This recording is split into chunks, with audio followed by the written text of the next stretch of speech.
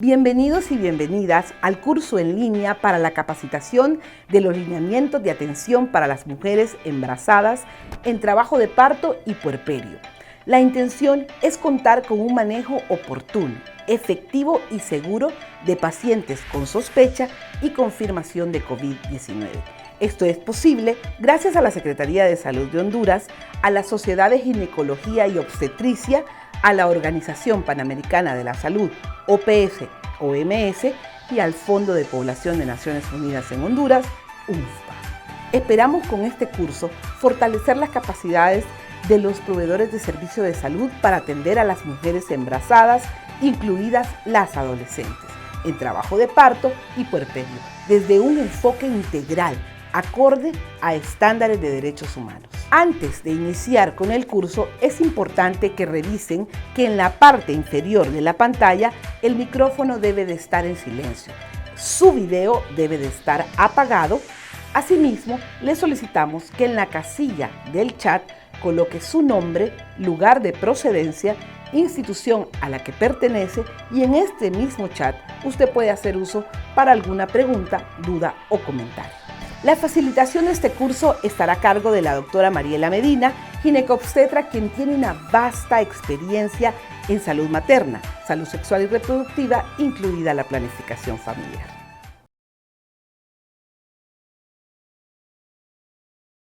Buenas, ¿qué tal están? Soy la doctora Mariela Medina en esta oportunidad, ampliándoles un poquito sobre los módulos que componen el documento de lineamientos para la atención de la mujer embarazada durante el parto también y en el puerperio en pacientes sospechosas o confirmadas con coronavirus.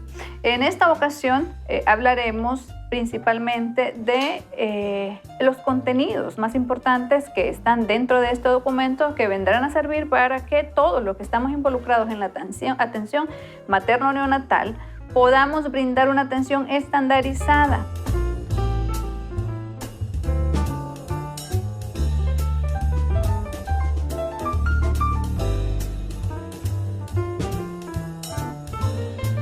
Primero, es importantísimo que todos sepamos cuando estamos ante un caso sospechoso, un caso probable o un caso confirmado de coronavirus. En primer lugar, obviamente, estamos ante un caso sospechoso. ¿Qué es un caso sospechoso? Es toda aquella persona que nos presenta, si una persona tiene fiebre por más de 14 días, pero que además tiene algún otro síntoma respiratorio, como por ejemplo dolor de garganta, tos o alguna otra complicación en el área respiratoria, estamos ante un caso sospechoso. Un caso probable será una persona que, además de cumplir con los criterios de un caso sospechoso, tiene una prueba negativa de COVID.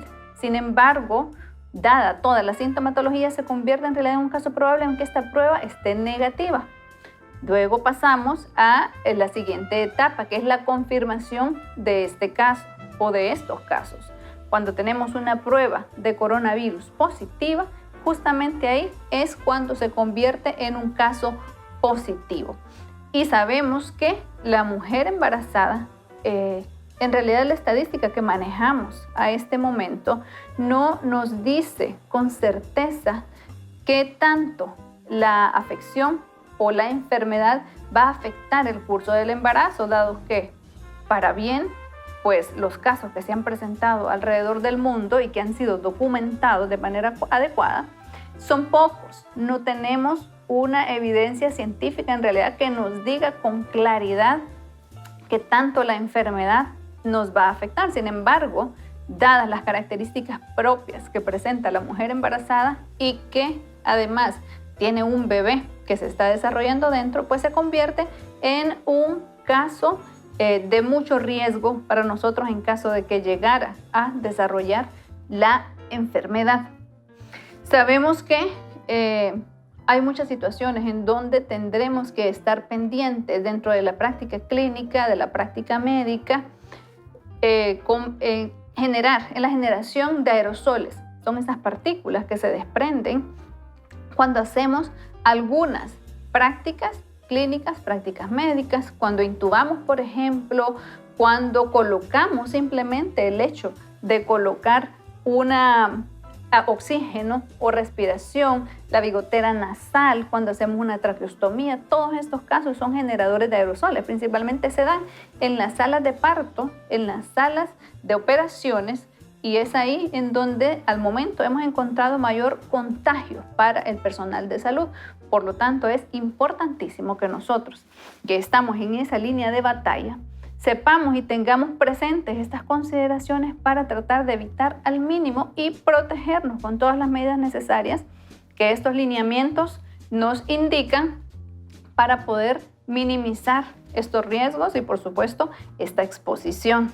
Ustedes que están en la primera línea de la batalla, todos nosotros sabemos que la posibilidad de contagiarnos si no tenemos los cuidados necesarios es en realidad bastante alta, y alrededor del mundo se han visto ya muchísimos casos de personal de salud afectados. Sabemos que pues el uso de algún tipo de respiración extra artificial, la utilización de oxígeno y de procedimientos como el BiPAP y el CPAP serán necesarios, y deberemos estar nosotros capacitados para poder atender todos estos pacientes, en este caso mujeres, que es lo que atenderemos en las salas de partos principalmente, o en las salas de consulta externa que atienden consulta prenatal. Pues dada la situación deberemos estar capacitados, pero más que eso, más que capacitarnos en la realización de estos procedimientos, debemos estar capacitados para el uso correcto del equipo especial.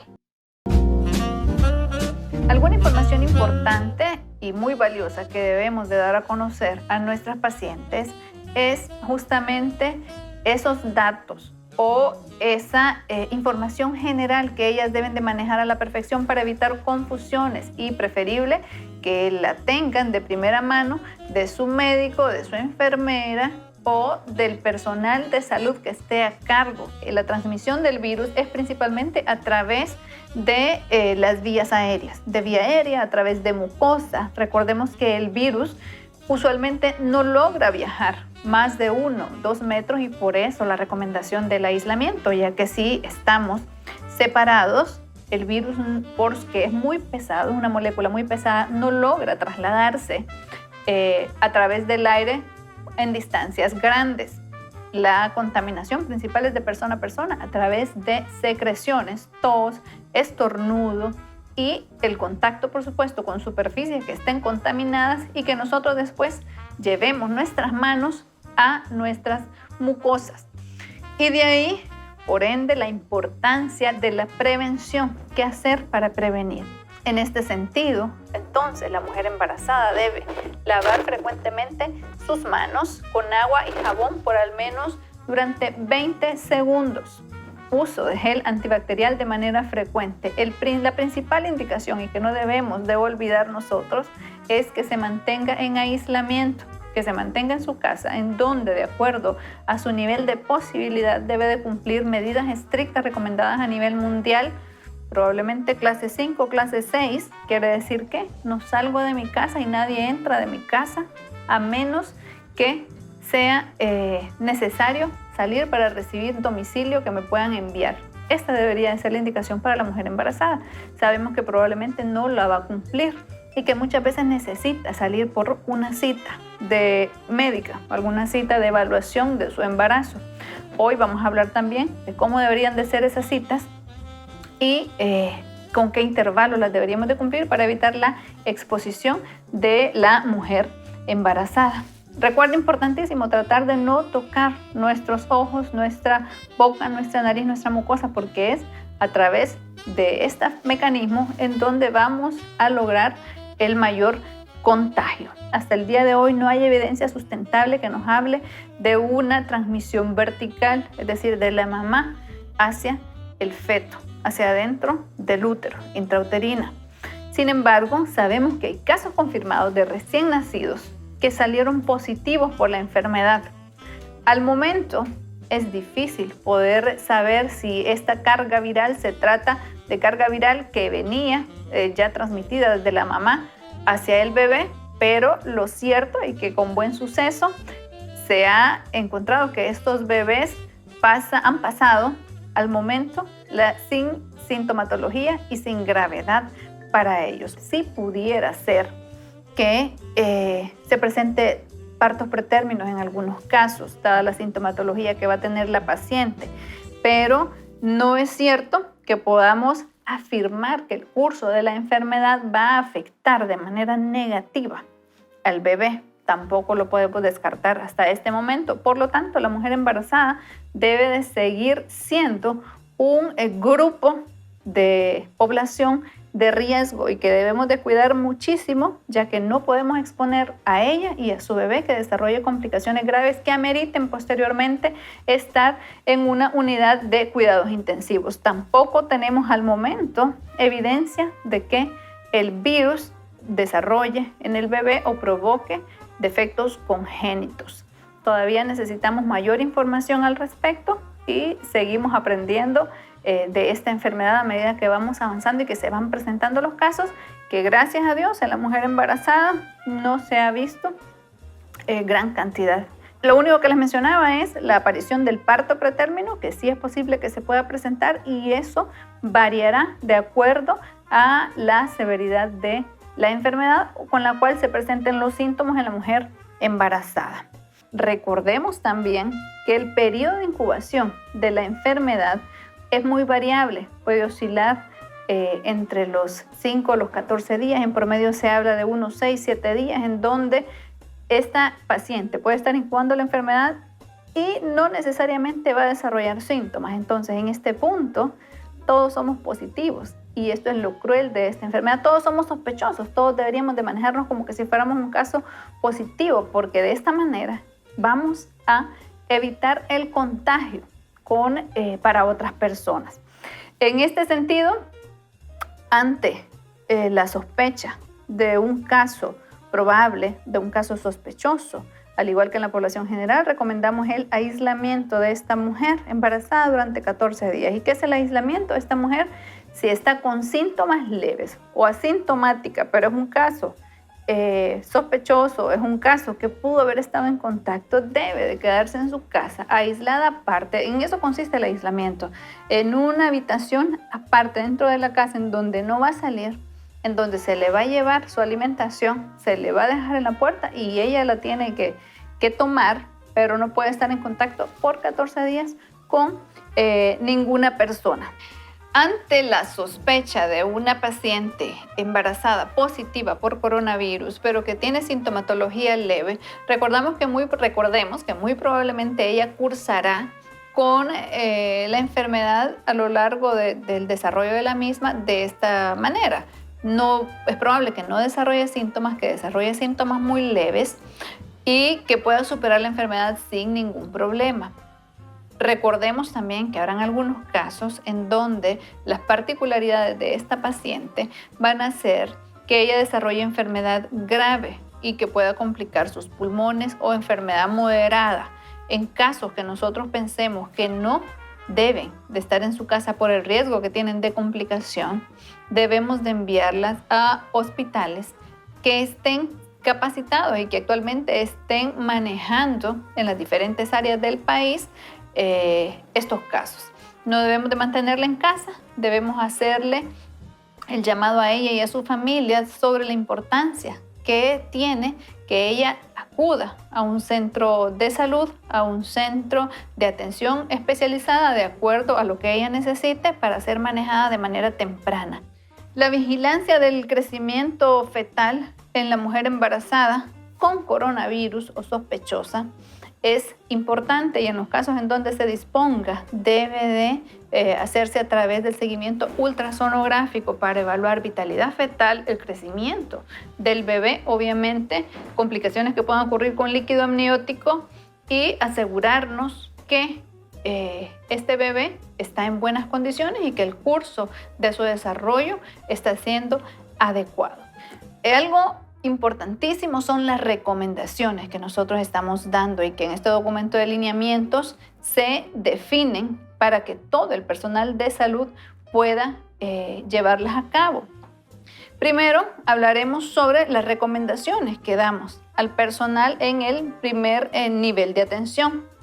Sabemos que la atención prenatal y la postnatal son actividades esenciales que se realizan en las diferentes instituciones de nuestro país. Sin embargo, actualmente se está recomendando que, en la medida de las posibilidades, establecer una vía de comunicación telefónica. No acudir al establecimiento de salud si nos encontramos bien, si la mujer no presenta ningún signo o síntoma de gravedad que deba ser evaluado en el establecimiento de salud, y el personal debe de estar atento a establecer este tipo de comunicación para poder mantener calmada a esta paciente y, por supuesto, saber también cuáles son las pacientes que sí deberían de acudir al establecimiento de salud en caso de que presente alguna complicación. Cuando hablamos de la consulta prenatal, si todo va evolucionando bien, es importante que le recordemos a la mujer que debemos delimitar estas citas y retrasarlas, y se recomienda retrasarlas aproximadamente 2 semanas, especialmente en aquellos casos que son sospechosos o que son casos probables de coronavirus. Algunas recomendaciones importantísimas son recomendaciones generales que nosotros ya manejamos. El uso de la mascarilla permanentemente, especialmente si vamos a un centro de atención en salud. El uso del distanciamiento de persona a persona, ya que esa es una manera de evitar contaminarnos, evitar contaminar a otros también. La aplicación de medidas importantes como el estornudo en el antebrazo, evitar tocarnos las manos, las mucosas con nuestras manos si estas están contaminadas, y de ahí la importancia de que lavemos nuestras manos de manera frecuente con agua y jabón, y el uso de gel antibacterial al 70%, alcohol al 60-70% por lo menos, para poder prevenir contaminación. Un recordatorio importante para el personal de salud es que, además del lavado de manos frecuentes, todo lo que acabamos de mencionar, recordemos que los aparatos y las superficies las debemos de estar limpiando y desinfectando de manera frecuente también, si es posible después de cada paciente. Y algo bien importante también es la limitación del uso de las personas, del uso de las salas de espera, de las personas que están acudiendo a estos servicios, porque el evitar aglomeraciones es un factor muy, muy importante que debemos de manejar en nuestros centros hospitalarios, privados o públicos inclusive, ¿verdad? Así que todos estamos expuestos, todos debemos de cuidarnos siguiendo los lineamientos de la misma manera. Embarazadas que no tienen sospecha de coronavirus, ¿qué le vamos a decir? Debemos informar a esta paciente sobre lo que está ocurriendo, debemos informarle sobre los riesgos que tiene, los cuidados que debe de tener y las recomendaciones que debe de seguir. El seguimiento de las embarazadas con alguna patología de base, como por ejemplo hipertensión arterial, cardiopatías, diabetes, historia previa de preeclampsia, de sangrados uterinos, pacientes con placenta previa, debe de priorizarse y son las que debemos de mantener más cercanas.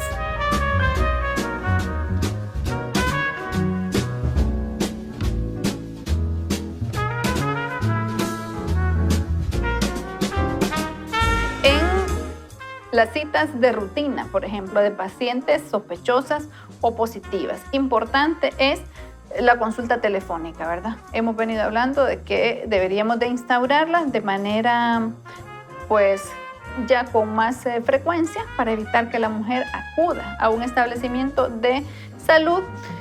Si la paciente tiene que exponerse o tiene que salir, tiene que hacer una cita, necesita usar mascarilla.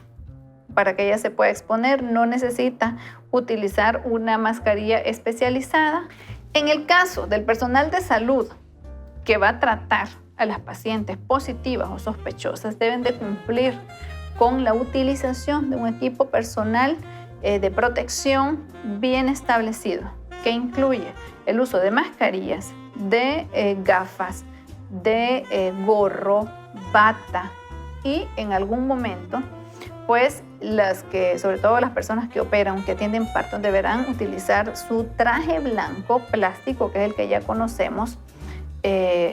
Pues no necesariamente plástico hay, pero es un traje especializado que está a disponibilidad en los centros de salud, en los establecimientos de salud que lo ameritan. Sigue siendo importantísimo el lavado de manos correcto.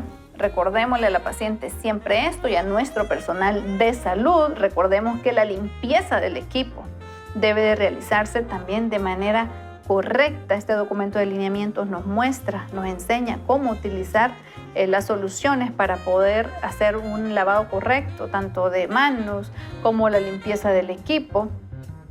Y pues algo que debemos de mantenerlo siempre en mente es que la vigilancia del embarazo sigue siendo importantísimo. La vigilancia de esta mujer, que puede ser sospechosa o que puede ser positiva, dada la poca evidencia que tenemos, sigue siendo de vital importancia en todo el país, en todo el nivel nacional y en todos los niveles.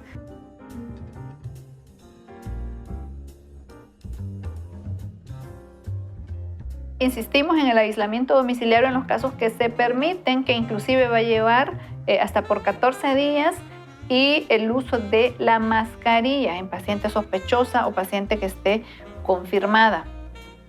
La mascarilla, repetimos nuevamente, puede ser la mascarilla quirúrgica sin ningún problema. Esta es la que está indicada actualmente para la mujer embarazada.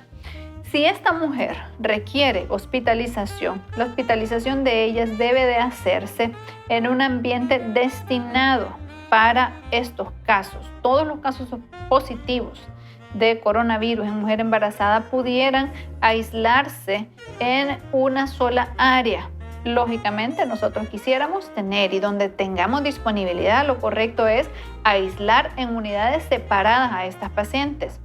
Si no podemos, si no tenemos esa factibilidad, podemos hacerlo en un solo ambiente. Sin embargo, asegurarnos que todas las pacientes que no son ni sospechosas ni positivas estén en un área completamente diferente para que ellas no estén expuestas a contaminarse.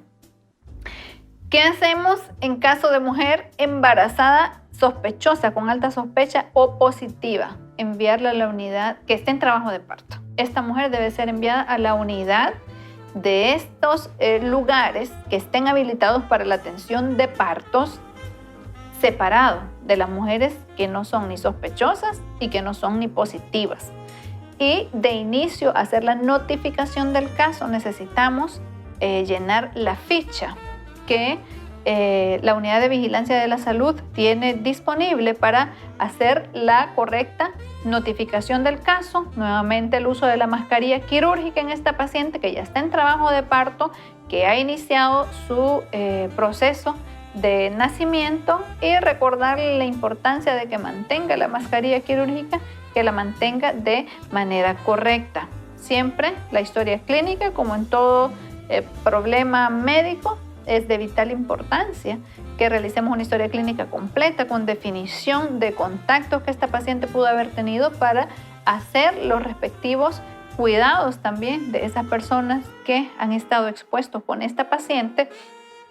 Y importante es el equipo de protección personal de acuerdo al nivel de atención. Dentro de estos lineamientos se les ha brindado una definición. Existe una tabla en donde vamos a poder nosotros ver qué tipo de protección personal debemos de tener, debemos de utilizar para cada persona de acuerdo al nivel de atención en donde se esté desempeñando. Y algo bien importante es que el equipo de protección personal requiere de una colocación bien especial. Si nosotros no hacemos énfasis en que la colocación de este equipo debe de hacerse de manera correcta, de manera adecuada, siguiendo los respectivos pasos, la posibilidad de contagio puede ser muy alta. De hecho, el eliminar todos estos desechos después, al final, todo este equipo necesita un adecuado tratamiento para prevenir justamente dispersar más el virus. Una vez que la paciente esté en la sala de partos, en la unidad en donde se le va a atender, necesitamos con ella hacer uso de pues los estudios necesarios. Tomar la prueba laboratorial, debe ser ingresada en su sala de aislamiento con una adecuada ventilación, siempre es bien importante. Solo el personal esencial puede entrar en esta habitación y de acuerdo a los resultados que se obtengan, esta persona podrá ser aislada o permanecer con la suspensión de se podrán suspender las medidas o deberá de permanecer aislada de acuerdo a los resultados que se obtengan de la prueba que se realice. Al momento del parto, que es justamente lo que más nos interesa debido a la exposición que vamos a sufrir todos. Importantísimo, la vía de terminación del parto sigue siendo estrictamente por decisión obstétrica. No tenemos al momento evidencia que me sustente de que el parto es mejor que la cesárea o que la cesárea es mejor que el parto. No lo sabemos. Sabemos que siempre las características propias de la paciente, la vitalidad del bebé, el estado general de la paciente son las que deben de predominar para tomar la decisión correcta de la vía de finalización del embarazo. Y todas las medidas de cuidados deben de continuarse independientemente de la vía de finalización del parto. Y en caso de que necesitamos hacer uso de anestesia general, en algunas de estas pacientes, los anestesiólogos manejan un protocolo muy estricto, ya que la exposición a la cual se tiene cuando se hace intubación, pues ha demostrado que sí es mucho mayor para la misma paciente, para el personal de salud, debido a los aerosoles de los cuales hablábamos inicialmente en este documento que les estamos entregando a ustedes. Las decisiones, como les comentaba, se basan en factores estrictamente relacionados a la situación del embarazo. No tenemos al momento contraindicación de de los tipos de anestesia que se utilizan, de la analgesia epidural, de la anestesia raquídea. Se pueden realizar sin ningún problema, siempre en unidades separadas y por personal que esté capacitado para poder realizar estos procedimientos. Al momento del nacimiento del bebé, el parto debe llevar su curso normal únicamente, siendo muy estrictos con las medidas de higiene que se recomiendan. El recién nacido, el bebé, debe de ser recibido por un profesional médico, por un personal con experiencia y que esté capacitado, ya que requerirá que este bebé se le tomen sus respectivas pruebas y se recomienda que, dada la experiencia, los nervios que se puede ver expuesto un personal que no tiene las capacidades, puede cometer errores y por lo tanto no deberían de ser estudiantes quienes realicen este recibimiento de este bebé. Y en su puerperio, ¿qué va a pasar con esta mujer? El puerperio es una paciente sospechoso positiva, va a continuar nuevamente aislada. Continuarán las medidas de aislamiento para esta paciente hasta ser dada de alta, tomando en consideración los criterios para el alta de esta paciente, que serían básicamente que la resolución de la fiebre sin el uso de medicamentos antipiréticos, o que en esta paciente tengamos 2 pruebas de PCR negativas tomadas con un día de diferencia o con 24 horas de diferencia entre una prueba y otra. Es ahí en donde estamos listos para poder dar de alta a la paciente, pero eso cuando contamos con pruebas laboratoriales para poder hacerlo. En el caso de que no contemos con pruebas de laboratorio, vamos a guiarnos básicamente por los síntomas de esta paciente. Esta paciente debe de tener al menos 3 días de resolución de su fiebre sin uso de medicamentos antipiréticos en el sitio donde ella ha permanecido, o también recordar que esta paciente ya no debe de tener síntomas. Es en ese momento en donde vamos a poder despachar a esta paciente cuando ya la tenemos asintomática, o 3 días sin fiebre en el caso de que no tengamos pruebas. Si contamos con pruebas laboratoriales, vuelvo y le repito, es importantísimo que estas nos den negativa para que podamos despachar siempre con recomendaciones a la paciente con vigilancia de signos de peligro por sangrado, por presencia de fiebre, inclusive por signos de peligro en su recién nacido, y explicarle muy claramente a dónde ella debe de acudir en caso de que necesite notificar aparición de signos o síntomas tanto en ella como en su recién nacido.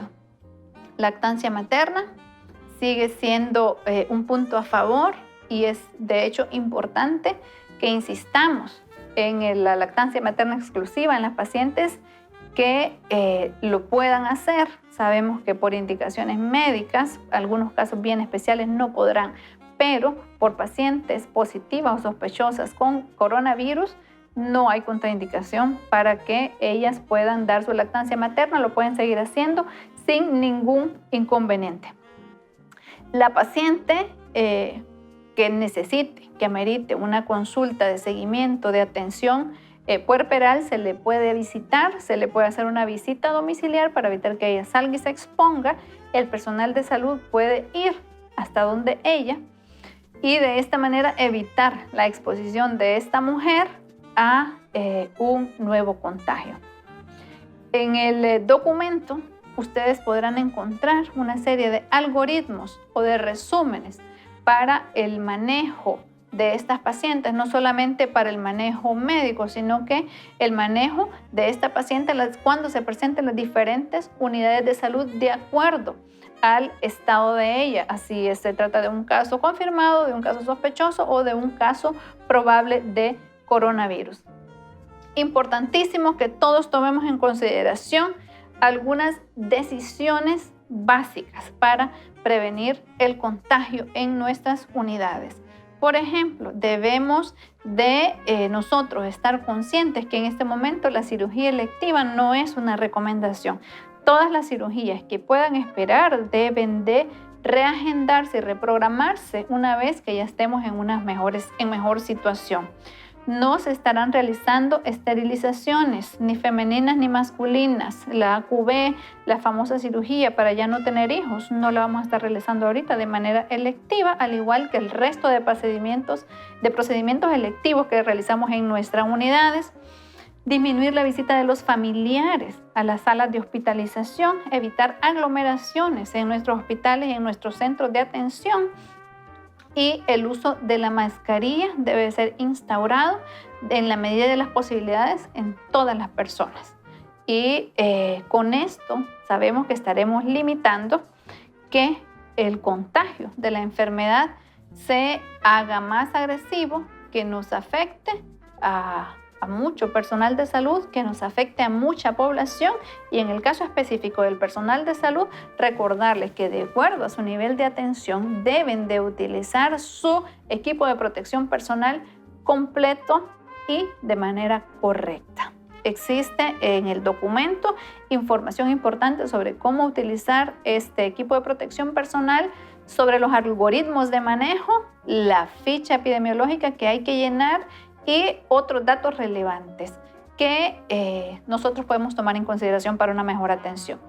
Una vez que tenemos una paciente que se nos convierte en un caso grave, es una paciente con alta posibilidad de fallecimiento. Debe de ser derivada de manera rápida, pronta, a la unidad de cuidados especializados que le correspondan. Esta paciente, si llega a necesitar de cuidados intensivos, va a ser manejada de acuerdo a los protocolos que se tienen en cuidados intensivos, y siempre es importantísimo estar pendiente de ella para vigilar el crecimiento de su bebé aún estando en cuidados intensivos y valorar la necesidad de la finalización del embarazo de acuerdo a la evolución. Muchísimas gracias. Vendrá un módulo en donde ustedes podrán hacer sus preguntas, las preguntas que ustedes necesiten confirmar con una serie de personas, una cantidad de personas expertos en el tema y que estarán apoyando estas capacitaciones a nivel nacional.